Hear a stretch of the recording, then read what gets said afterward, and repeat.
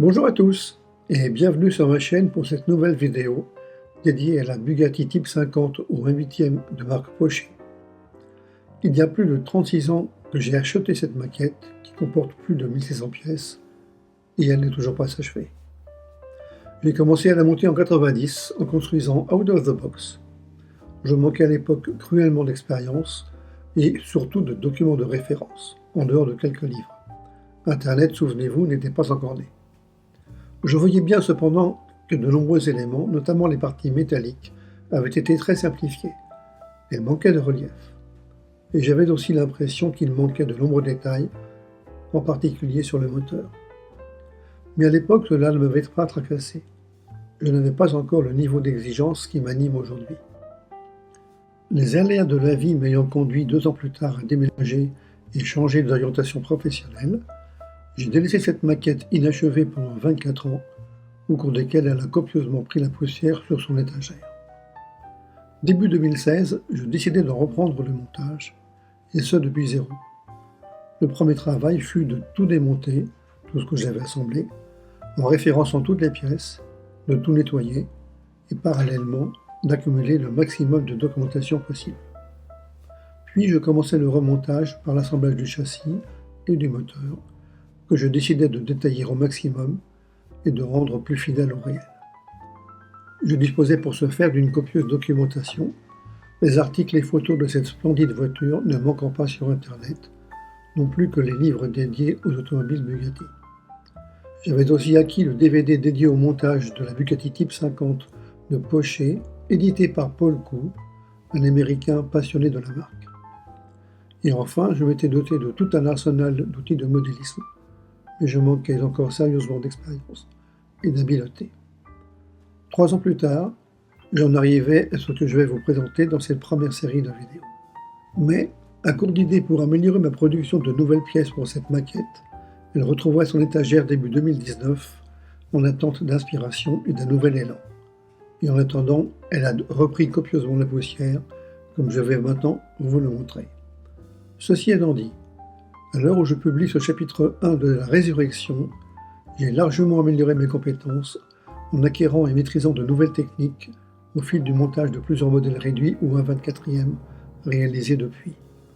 J'ai donc décidé de reprendre une nouvelle fois le montage de ce modèle et j'espère bien arriver à l'achever avant de tomber moi-même dans l'oubli. Je vous souhaite un bon visionnage.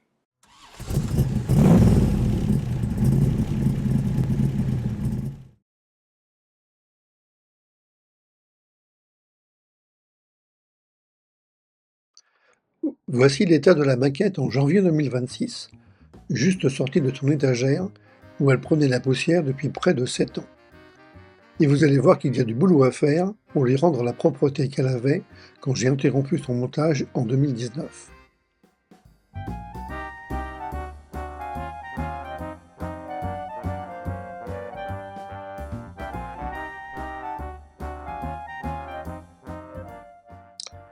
Je vais la nettoyer sommairement à l'aide d'un pinceau large à poil souple et d'un aérographe sous forte pression et débit d'air, mais cela ne sera pas suffisant. Il s'agit juste pour l'instant de vous montrer où j'en étais de ce montage et de ses améliorations en 2019, c'est-à-dire à la fin de la série de vidéos Résurrection qui commence par ce premier épisode.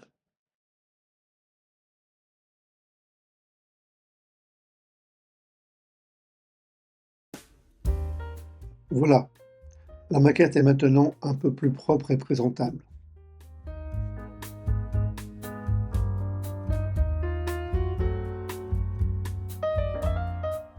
En 2019 donc, j'avais achevé le montage du moteur que vous voyez ici, auquel j'ai rajouté de très nombreux détails manquants et modifié de nombreuses parties inexactes. En particulier, j'ai rajouté sur le moteur toute la tuyauterie de circulation d'huile.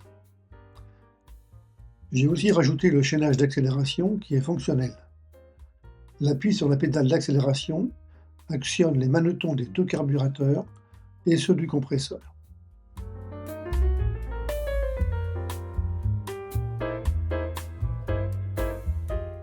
Le mécanisme de freinage a été refait comme sur l'original et donc par un câblage qui se termine par une vraie chaîne qui actionne le levier du tambour. Ici à droite, vous voyez que la chaîne est sortie de son logement sur le pignon.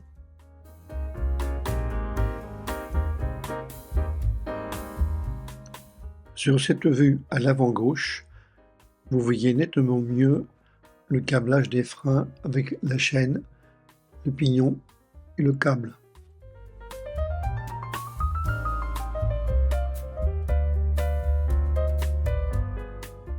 Le mécanisme et les éléments de la direction ont été entièrement refaits en laiton, autour et à la fraiseuse, pour les rendre conformes au réel. La direction fonctionne, bien entendu, quand on actionne le volant.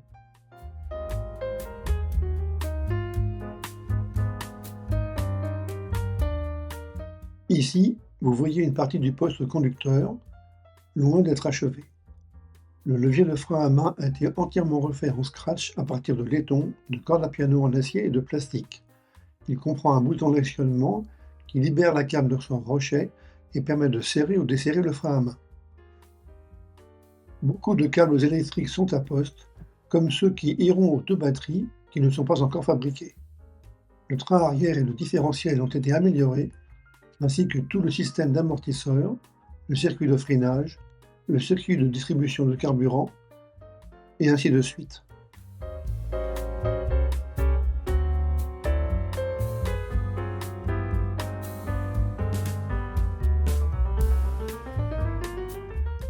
Le dessous du châssis est intéressant aussi. J'ai rajouté une traverse manquante, ainsi que, comme sur la vraie voiture, les plaques de protection du bas moteur avec leurs ouïes d'aération. Vous voyez également mieux le mécanisme de direction que j'avais refait.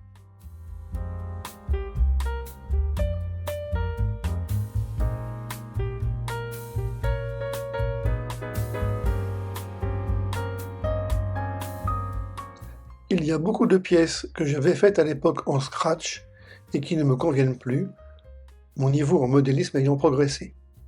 Elles seront refaites soit à partir de métal soudé, soit en impression 3D résine, voire par des techniques hybrides, et seront plus réalistes. Alors n'interrompez pas le visionnage de cette vidéo, car je vais maintenant tout vous dévoiler, étape par étape.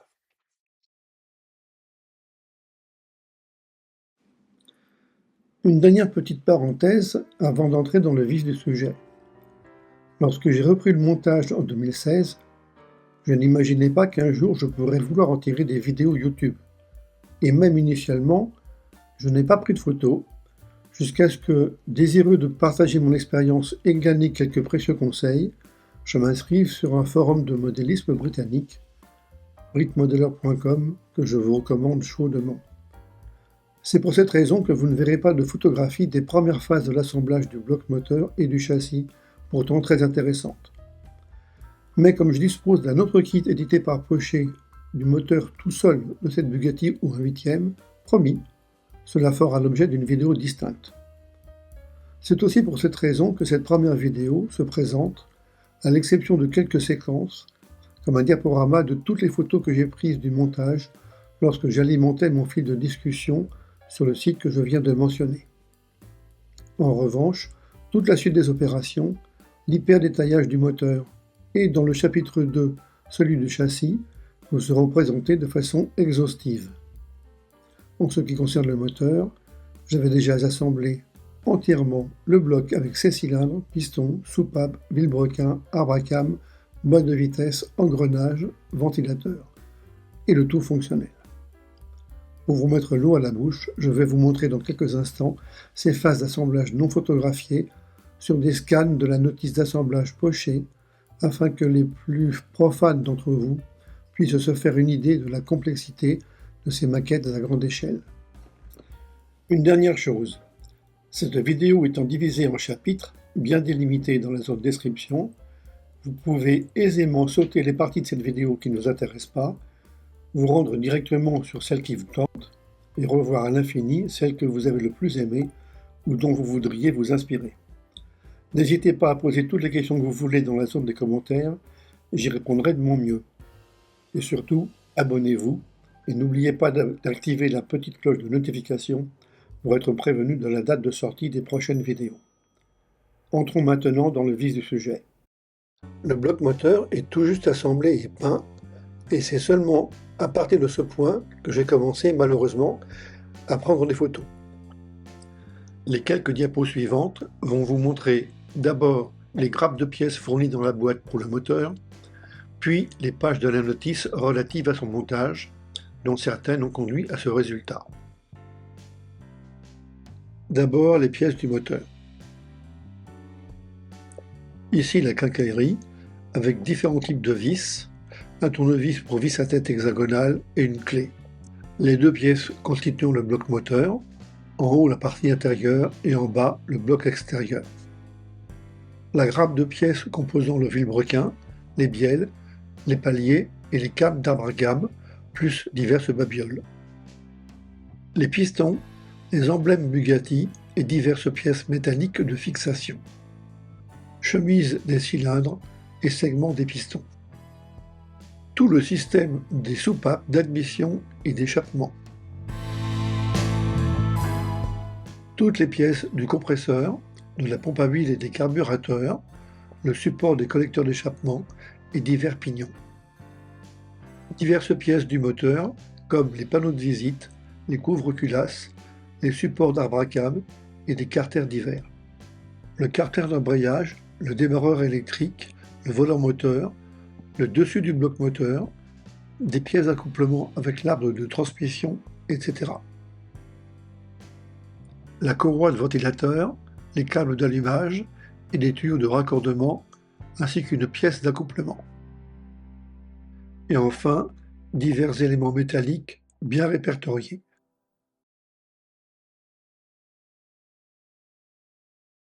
Assemblage du vilebrequin, des bielles, pistons et segments. C'était probablement l'étape la plus compliquée, car bien que les schémas soient très explicites, il est extrêmement facile de se tromper et j'ai dû recommencer plusieurs fois. Je conseille à ceux qui feront ce montage de lubrifier les pièces en mouvement afin de faciliter la rotation de l'ensemble des éléments. L'assemblage du bloc moteur avec ses cylindres, les chemises, l'hélice de ventilateur et sa courroie, la pompe à eau, les trappes de billes du bloc moteur ne pose aucune difficulté. Un petit conseil toutefois, valable pour la totalité du montage de cette maquette. À chaque fois que vous avez une vis à placer, veillez au préalable à repercer le trou dans lequel elle sera insérée. Sinon, sa force, la vis peut casser ou le plastique se fendre. Jonction entre le bloc moteur et l'ensemble mécanique mobile, c'est-à-dire vilebrequin, bielle et piston, pose de la courroie de ventilateur, de la manivelle de démarrage manuel et du collecteur d'échappement. La seule difficulté ici réside dans le vissage des 8 paliers de vilebrequin, car ils sont fragiles. Surtout, prépercez les trous et ensuite, pensez à lubrifier. Assemblage du compresseur, des carburateurs et de la pompe à huile. Ici, la difficulté réside dans le fait que les ajustements laissent fortement à désirer. Il y aura beaucoup de travail de préparation des pièces à faire au préalable.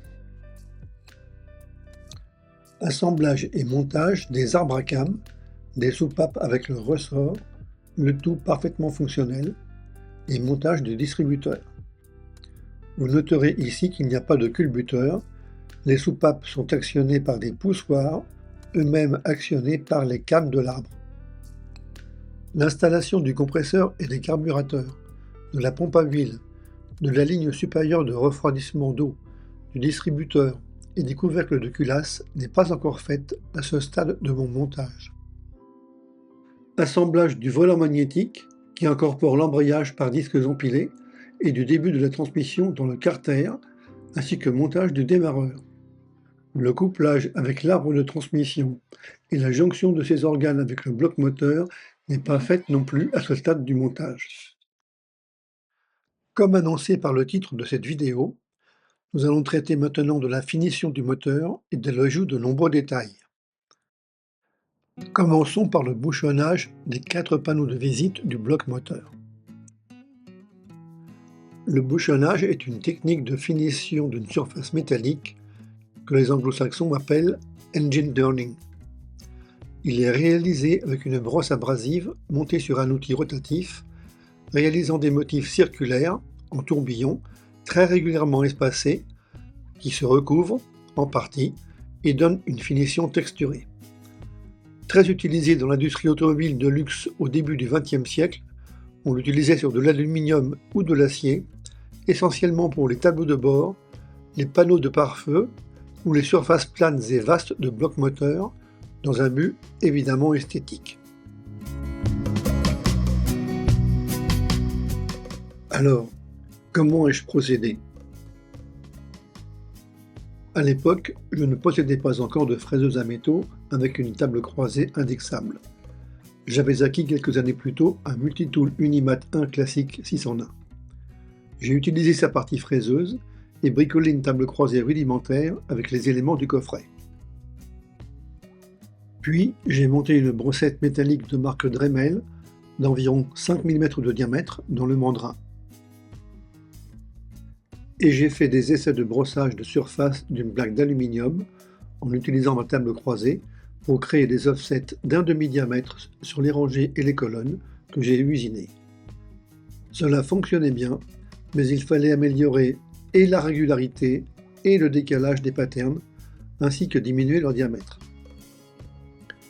Pour obtenir un motif le moins large possible, j'ai ligoté les brins de la brossette avec du fil de fer, de façon à en réduire le diamètre au maximum. Et j'ai ainsi obtenu des patterns d'environ 3,5 mm, ce qui est encore un petit peu trop pour l'échelle, mais à l'époque je ne savais pas faire mieux. Après de nombreux réglages et d'innombrables heures, j'ai pu fabriquer dans de la tôle d'aluminium de 0,3 mm suffisamment de surface bouchonnée pour décorer les 4 panneaux de visite du bloc moteur et même la cloison pare-feu. Si je devais refaire un bouchonnage à cette échelle, voire même au 1/12e ou au 1/24e, j'utiliserais aujourd'hui un crayon gomme dur inséré dans le mandrin de ma fraiseuse numérique. La pointe de la gomme serait plus ou moins effilée selon la taille de la surface à obtenir. Il faudrait juste régulièrement retailler la mine pour conserver le même diamètre de pattern sur toute la surface.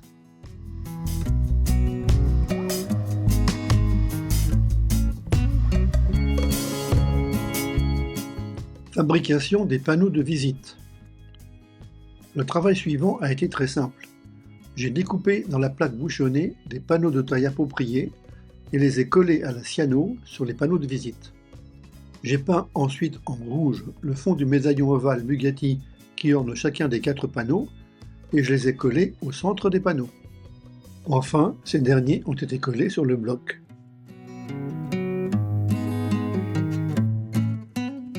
Vous pouvez voir ici le bouchonnage réalisé sur les 2 panneaux de visite latéraux gauche du moteur ainsi que sur le pare-feu.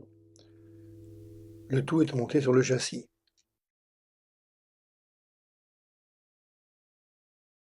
Ajout du circuit d'huile moteur.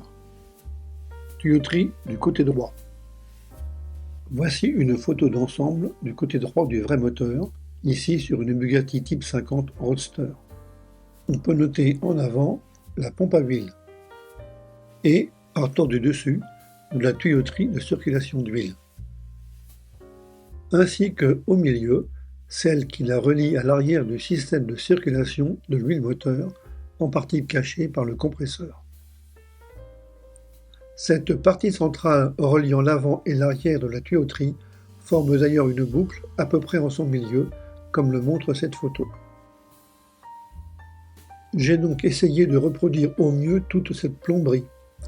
Elle a été fabriquée à l'aide de tuyaux de laiton de différents diamètres, mis en forme et soudés, ainsi que d'écrous et têtes de vis hexagonales M2.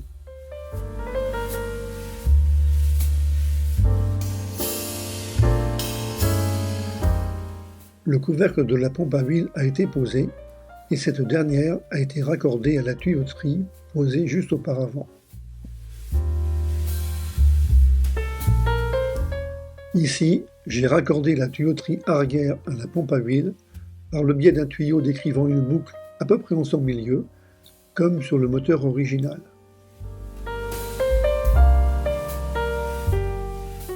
Sur ces photos du côté droit du moteur, on peut également repérer, dans l'angle inférieur gauche du panneau de visite, un petit robinet de laiton qui pourrait être un robinet de purge ou servir à accéder facilement à l'huile moteur pour vérifier sa qualité.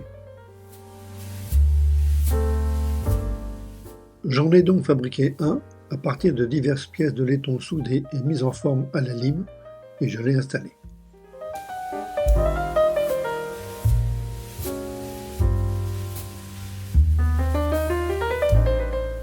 Circulation d'huile du côté gauche. Sur cette photo du vrai moteur, on note en avant, au-dessus de la pompe à eau, la tuyauterie de circulation d'huile, ainsi qu'un accessoire, probablement un réservoir de lubrifiant pour la pompe à eau.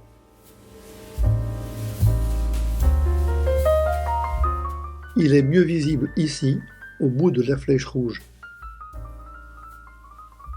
On voit un peu mieux la tuyauterie sur cette photo-là.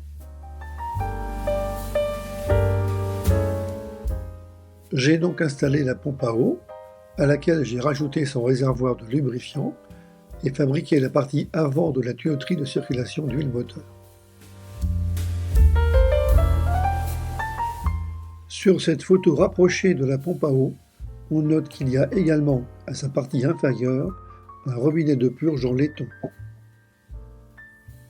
Je l'ai donc rajouté, fabriqué en scratch à partir de divers éléments en laiton, mis en forme et soudés. Notez également la présence de la durite avant de la pompe à eau et de son collier de serrage, une pièce en photodécoupe. Circulation d'huile sur la face avant et raccord des côtés droit et gauche. La voici en tube de cuivre sur un vrai moteur de Bugatti Type 50. Le carter recouvrant la pignonnerie de distribution a été posé. L'hélice de ventilateur avec sa poulie et sa courroie sont installées. On distingue à peine ici la tuyauterie avant droite et gauche de circulation d'huile que j'ai déjà raccordée. On distingue mieux la tuyauterie avant droite sur ces deux photos, ainsi que les vis en laiton à tête hexagonale manquante que j'ai rajoutées sur le carter. Et là, on distingue mieux la tuyauterie avant gauche, ainsi que l'arbre à cam gauche. Circulation d'huile à l'arrière du bloc moteur.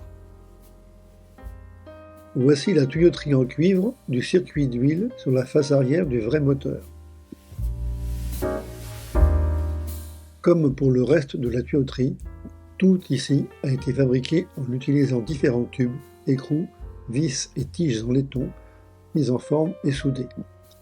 Sur de nombreux modèles authentiques que j'ai pu voir sur le web, cette tuyauterie semble chromée, mais à cette époque, elle était toujours faite en cuivre et ou en laiton. Il s'agissait donc probablement de modèles restaurés et embellis. Passons maintenant au compresseur et au carburateur. Pour rappel, voici le schéma de montage de cet ensemble d'alimentation. À droite, la pompe à huile, faite de 3 pièces déjà assemblées, peintes et montées. Et à gauche, le compresseur avec sa rampe et son collecteur, et les carburateurs.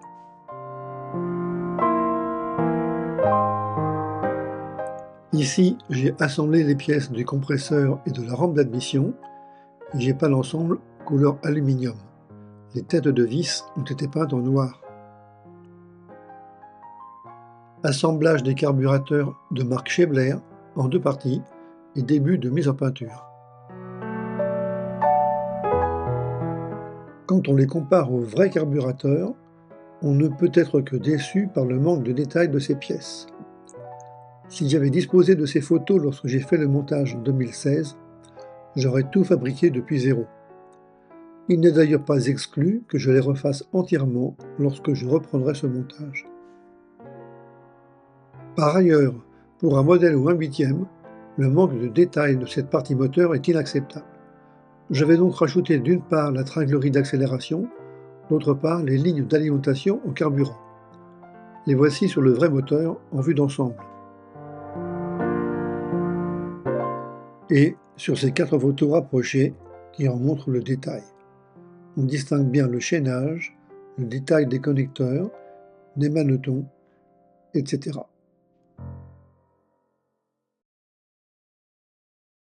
Fabrication de la tringlerie de commande d'accélération, partie carburateur. Je commence par celle qui actionne le débit de mélange sur les carburateurs.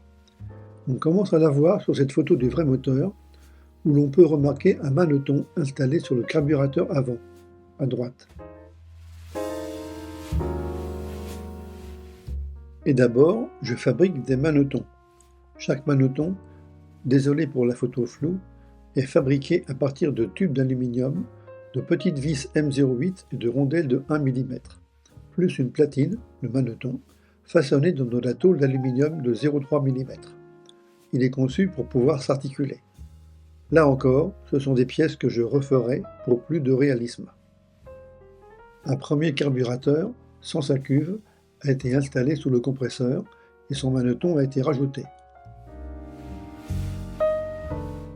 Vue de 3/4 arrière, vue de dessous, vue de l'avant. Vous pouvez voir que le maneton sera doublement articulé, d'une part avec le carburateur, d'autre part avec la tringle qui le reliera au second maneton du second carburateur. Les 2 carburateurs sont en place avec leur cuve. Le second maneton à l'arrière a été façonné et installé. Il est différent du premier car il comporte une partie inférieure qui sera reliée à la tringlerie d'accélération. Une tige les relie de sorte que l'action sur celui de l'arrière mobilisera simultanément celui de l'avant et dans la même proportion.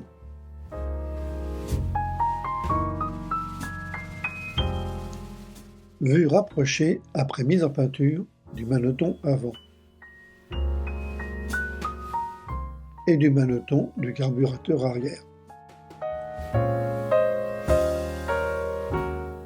L'ensemble compresseur avec sa rampe d'admission, les carburateurs et la tringlerie d'accélération pour la partie carburateur a été posé temporairement sur le bloc et raccordé à la pompe à huile, pour avoir déjà une idée du rendu de cet ensemble. Tuyauterie d'alimentation en essence des carburateurs. En voici un aperçu sur ces photos du vrai moteur.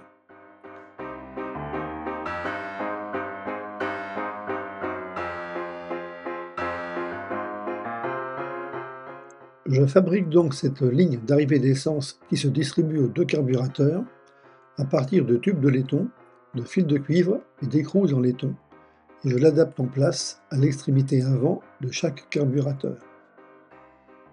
La partie inférieure de cette tuyauterie sera raccordée plus tard à la ligne d'arrivée d'essence en provenance du réservoir après sa traversée du filtre à essence. Ici encore, l'ensemble compresseur et collecteur d'admission, carburateur avec leur tringlerie d'accélération et la ligne d'arrivée d'essence ont été installés de façon provisoire sur le bloc moteur, toujours pour se faire une idée du rendu et comparer aux photos du vrai moteur pour être certain du réalisme. Tringlerie d'accélération, partie compresseur. Je vais maintenant m'attaquer à la partie compresseur du chaînage d'accélération. Ici, vous avez une vue d'ensemble de cette commande sur une Bugatti Type 50 restaurée. Et là, au milieu de l'image, une vue de la partie arrière, horizontale, ainsi que celle du chaînage sortant du pare-feu en provenance de la pédale d'accélérateur. On distingue également la partie de la tringlerie qui se dirige obliquement vers le bas en direction des carburateurs. Et enfin ici, une vue en gros plan d'un maneton et de son système complexe d'articulation sur le dessus d'un banjo connecté à une durite qui rejoint le second maneton du compresseur. Cette durite, que j'ai oublié d'installer, égalise, je suppose, la pression des gaz d'admission au-dessus de chaque carburateur. Si je me trompe et qu'un de mes spectateurs peut m'éclairer, je suis preneur. Installation de la tringlerie d'accélération sur le compresseur. J'installe un premier maneton en avant, et un autre en arrière, différent car il sera aussi articulé avec la tringlerie en provenance de la pédale d'accélérateur. Une tige de laiton pour les relier, dont la longueur peut se régler par un mécanisme à vis installé en son milieu pour leur permettre un fonctionnement parfaitement synchrone. L'ensemble compresseur et collecteur d'admission, carburateur, tringlerie d'accélération et ligne d'essence est ainsi terminé. Et il va enfin pouvoir être fixé définitivement sur le bloc moteur. Vue de face, vue de dessus, et bien entendu, tout le système sera fonctionnel. L'action sur la pédale d'accélérateur du modèle fera fonctionner les tringleries jusqu'au carburateur et au compresseur. Vous en avez ici un aperçu en avant-première.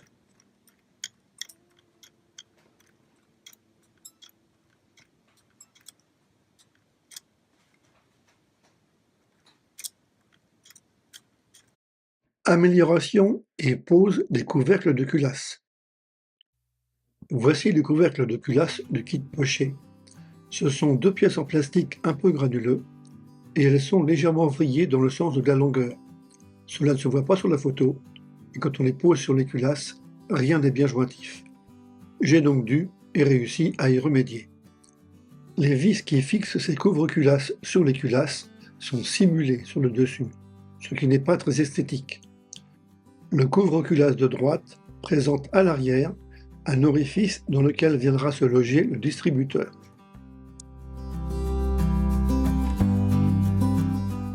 Pour améliorer ces pièces, j'ai trouvé sur eBay des plaques en photodécoupe exactement destinées à être repliées et posées sur les couvre-culasses.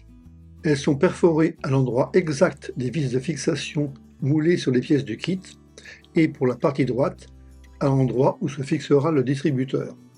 Elles sont de plus livrées avec de toutes petites rondelles.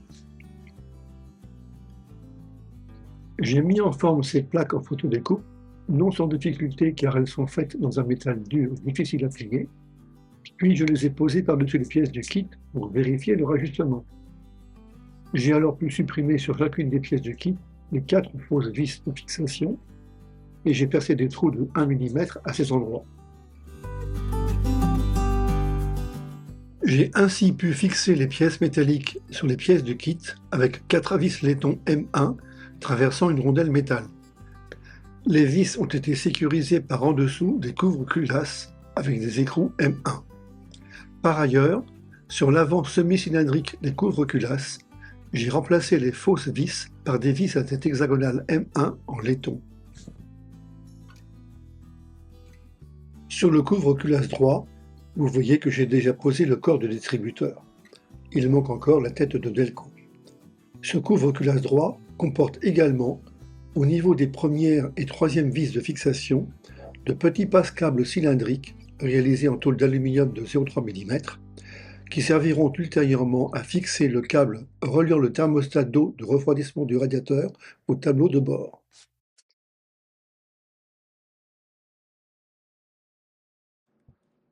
Système d'allumage du moteur et alimentation électrique. Pose du distributeur et son câblage. Le câble vintage spécial que j'ai utilisé pour câbler l'allumage provient de chez Model Motor Cars, une société états-unienne spécialisée dans la production de pièces pour améliorer les modèles au 1/8e, en particulier ceux de la collection classique Porsche. À cette époque, les câbles étaient le plus souvent gainés de coton tressé bi ou tricolore de différentes teintes, comme ceux-ci, et souvent jaunes entrelacés de noir, comme ceux que j'ai utilisés pour ma Bugatti.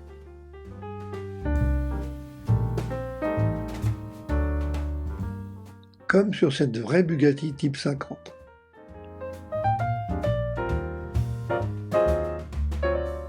Vous voyez sur cette photo d'un vrai distributeur de Bugatti Type 50, d'une part le fabricant Scintilla, référence BN8, la même qui équipait les Alfa Romeo 8C de 1900, d'autre part le schéma d'allumage numéroté, en partie effacé, 1, 2, 3, 4, 5, 6, 7, 8 dans le sens horaire. En haut, en fait à l'extérieur du côté droit du bloc moteur, Pointé par la grande flèche partant du centre de la tête, vous voyez au milieu un cinquième câble, c'est celui qui provient de la bobine d'allumage. Le distributeur a été assemblé, son corps peint en noir, sa platine de fixation en aluminium et sa tête peinte en Tamiya Allred, la couleur rouge bordeaux sombre habituelle des têtes de Delco en bakélite à cette époque. Il a été fixé définitivement sur le couvre-culasse droit et les 8 câbles destinés aux bougies y ont été insérés. Le câble en provenance de la bobine d'allumage n'est pas encore posé. J'ai rajouté des clips de fixation entre la tête de Delco et le corps du distributeur. Et j'ai simulé le numérotage d'allumage par de tout petits points blancs posés avec la pointe d'un cure-dent en face de chaque câble sur le haut de la tête du Delco. Comme le montre cette autre photo, le distributeur comporte certains accessoires qui ne figurent pas sur la pièce du kit poché. Il s'agit de 2 commandes d'avance à l'allumage. L'une manuelle, commandée par une poignée sur le corps du distributeur, et l'autre située au tableau de bord, agissant sur le distributeur par l'intermédiaire d'une tringlerie qui traverse le pare-feu. Le distributeur a donc été amélioré par l'ajout de ces 2 commandes de réglage de l'avance à l'allumage. Ici, la commande manuelle, une poignée en T que l'on peut visser ou dévisser. Et là, celle qui est commandée depuis le poste de pilotage. La tringlerie reliant le maneton du distributeur à celle traversant le pare-feu n'est pas encore installée. Finalement, mes ajouts tenteront de reproduire ceci.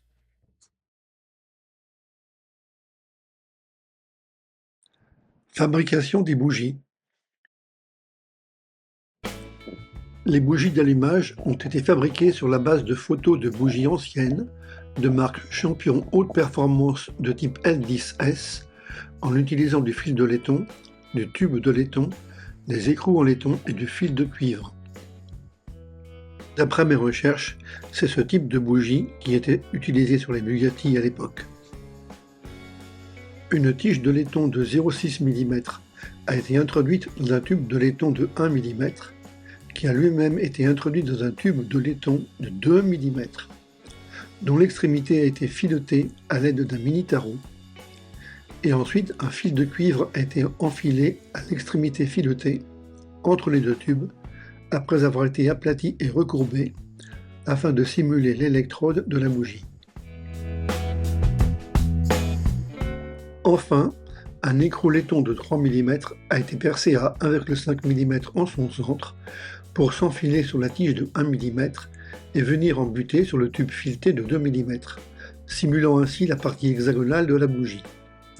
Le tube de laiton de 1 mm qui représente l'extrémité supérieure de la bougie a été cannelé sommairement, comme l'est la partie céramique des bougies anciennes, à l'aide d'une lime.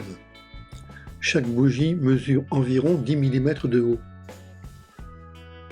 La partie supérieure cannelée des bougies a été peinte en blanc pour imiter la céramique. Si je devais refaire aujourd'hui ces bougies, la conception 3D et l'impression résine seraient quasiment obligatoires pour obtenir des bougies plus fidèles et strictement identiques. Mais en 2016, je n'étais pas encore équipé. J'installe 8 bougies dans leur logement sur le bloc moteur et, comme d'habitude, tout le travail effectué en amont ne se verra pas. En fait, j'ai fabriqué 16 bougies similaires.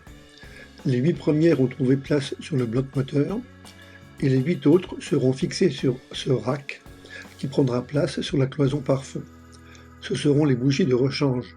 Cette disposition était très fréquente à l'époque, tout comme la présence d'une boîte à outils complète. Vous en avez une illustration sur quelques différentes Bugatti.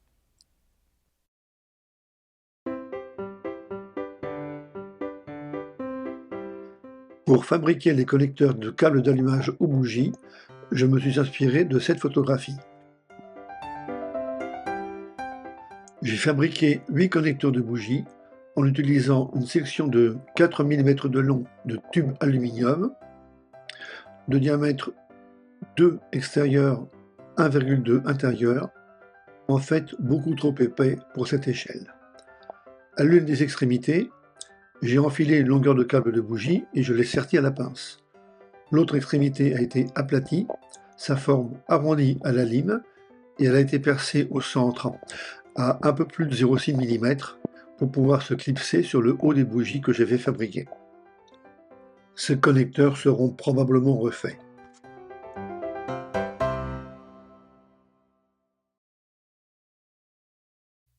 Fabrication d'une flûte passe-câble.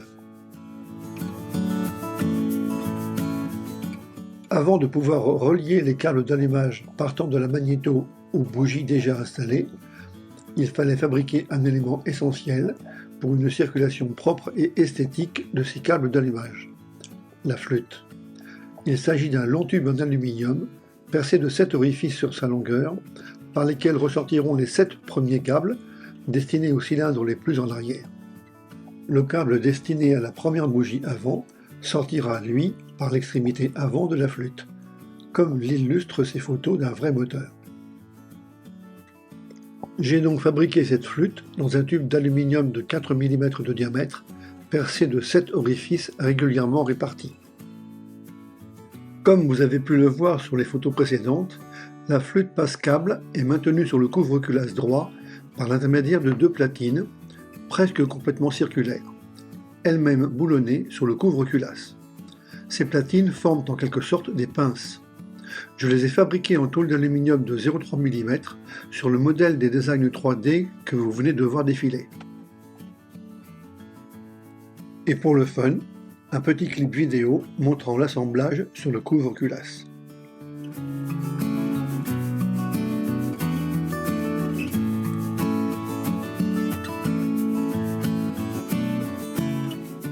Une fois tous ces éléments préparés, j'ai installé la flûte, comme sur le vrai moteur, contre le bord interne du couvre-culasse droit, clipsé dans ces 2 pinces.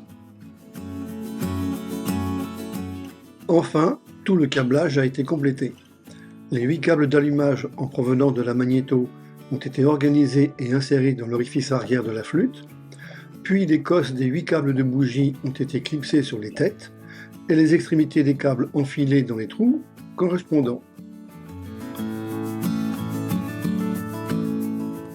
Sur cette courte vidéo du moteur monté sur son châssis, vous avez un meilleur aperçu du système d'allumage avec le distributeur, les câbles de bougie distribués aux bougies par la flûte.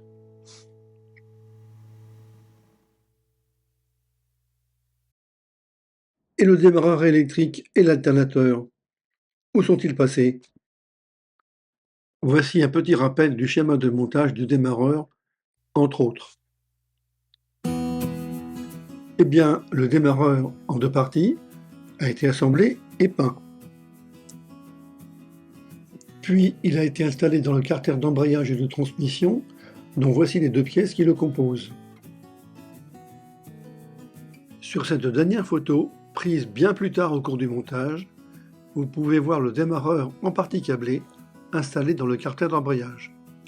Le carter d'embrayage y apparaît déjà monté sur le moteur, mais en réalité, l'assemblage bloc moteur embrayage ne sera fait qu'une fois le moteur seul monté sur le châssis.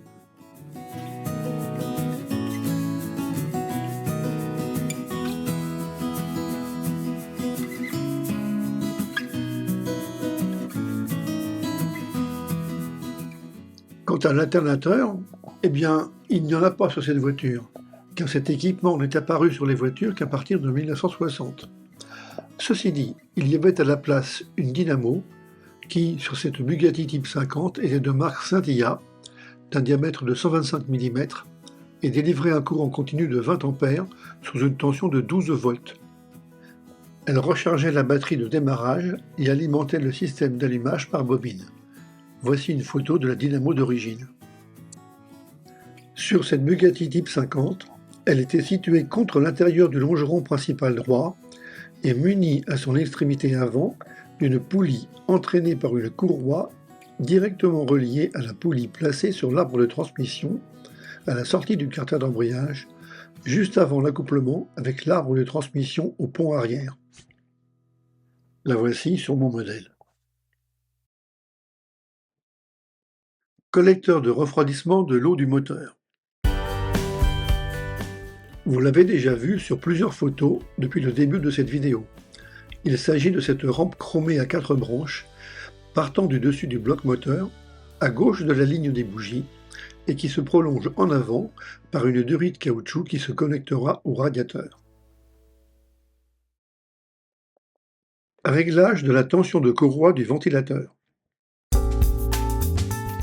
Elle s'effectue via une manette mollotée en forme de disque située au-dessus et en avant du bloc moteur, à l'aplomb de la poulie du ventilateur.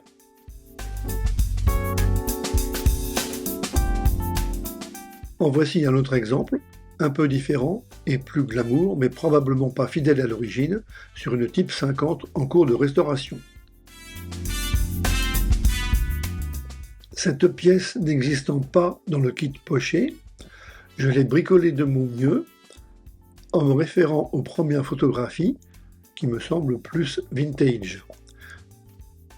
Je l'ai fabriquée en scratch avec une tige de laiton filetée M1, un tube de laiton de 2 mm, un disque taillé dans une feuille d'aluminium percé de 4 trous à 0, 90, 180 et 270 degrés et une feuille de styrène de 0,6 mm. Ajout de petits détails sur le carter de distribution et la pompe à huile. Ces deux photographies de moteur sur deux Bugatti Type 50 différentes attestent de l'existence de pièces non représentées sur la pompe à huile et la partie basse du carter de distribution. J'ai donc fabriqué et ajouté ces plaques vissées sur le devant de la pompe à huile et à la partie inférieure du carter de distribution, en utilisant pour les fabriquer de la feuille d'aluminium de 0,3 mm. Les collecteurs d'échappement. Sur cet exemple de Bugatti Type 50, vous pouvez voir qu'il y a un collecteur d'échappement à 4 branches pour chaque groupe de 4 cylindres. Rien ne limite le risque de se brûler sur ces collecteurs lorsque le moteur vient de tourner. Sur mon modèle, ces deux collecteurs seront masqués par des diffuseurs, censés limiter l'élévation thermique sous le capot moteur et probablement aussi empêcher le conducteur de se brûler lorsqu'il levait le capot gauche lors d'une inspection pour une quelconque raison. Comme ici, sur cette Bugatti Type 46. Ou bien ici, sur cette Type 50C. Et encore ici, sur une Bugatti Type 50T. J'ai découpé les diffuseurs dans de la tôle d'aluminium de 0,3 mm. Les collecteurs et leurs diffuseurs seront installés ultérieurement, une fois le moteur posé sur le châssis. Et pour ne pas vous laisser sur votre faim, en voici le résultat. Et la boîte de vitesse alors? La notice d'assemblage nous montre une vue des composants du pont arrière avec son carter de différentiel. La partie avant de ce carter est en fait la boîte de vitesse, qui était directement intégrée dans ce boîtier et commandée via le levier de vitesse par deux longues tringles, les pièces référencées 76 671-623. Il est dommage que sur ce kit poché K84, aucune pignonnerie n'ait été intégrée dans ce carter pour le différentiel comme pour la boîte de vitesse, car l'échelle 1/8 l'aurait possiblement permis, de façon simplifiée, augmentant ainsi le plaisir de construire. Ce carter sera assemblé plus tard au cours du montage, et je crois bien qu'aucune photo du montage n'a été prise. Mais je vais tout de même vous montrer à quoi cela ressemble une fois monté et installé sur le châssis.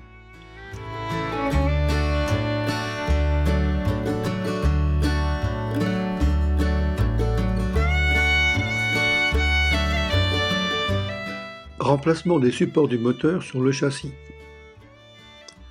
Les supports du kit poché servant à fixer le moteur sur le châssis sont fonctionnels, mais rudimentaires. Vous les avez déjà repérés, je pense, tout au long de cette vidéo.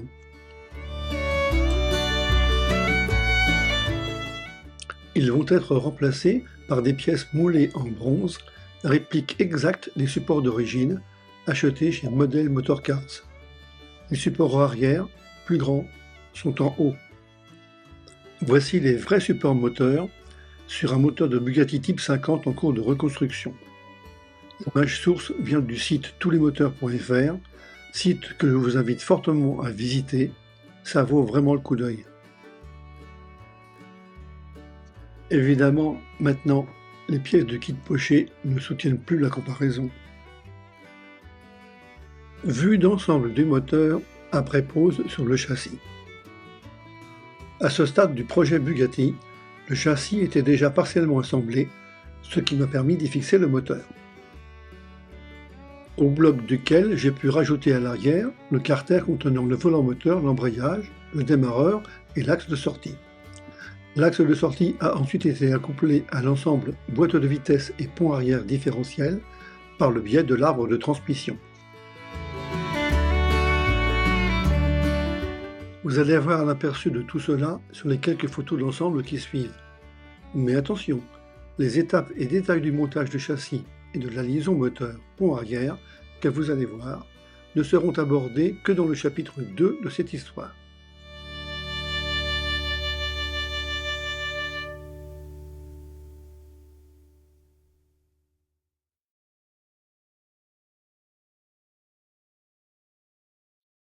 Merci à vous pour votre fidélité, chers spectateurs, et félicitations si vous avez eu le courage d'aller jusqu'au bout de cette voire trop longue vidéo.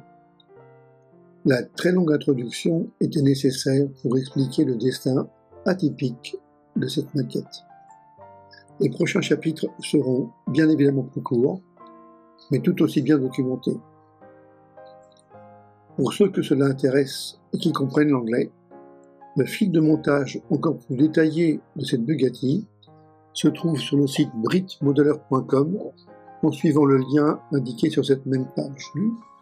J'espère que cette vidéo vous aura plu, ou au moins qu'elle vous aura donné des idées, et pourquoi pas l'envie de vous lancer dans la construction et l'amélioration d'une de ces maquettes fabuleuses, mais hélas difficiles à trouver, même en occasion. À ce sujet, n'hésitez pas à aller régulièrement sur Le Bon Coin, où j'ai trouvé il y a quelque temps une Alfa Romeo Monza ponchée 1/8 d'occasion, car commencée, mais parfaitement complète, pour moins de 300 €. N'hésitez pas à poster vos commentaires et toutes vos questions dans la zone commentaire de cette vidéo. J'y répondrai de mon mieux. Et surtout, si ce n'est déjà fait, abonnez-vous et n'oubliez pas d'activer la cloche de notification pour être prévenu dès la publication de mes prochaines vidéos. Le chapitre 2 de cette résurrection devrait paraître d'ici quelques semaines. En attendant, maquettez bien de votre côté.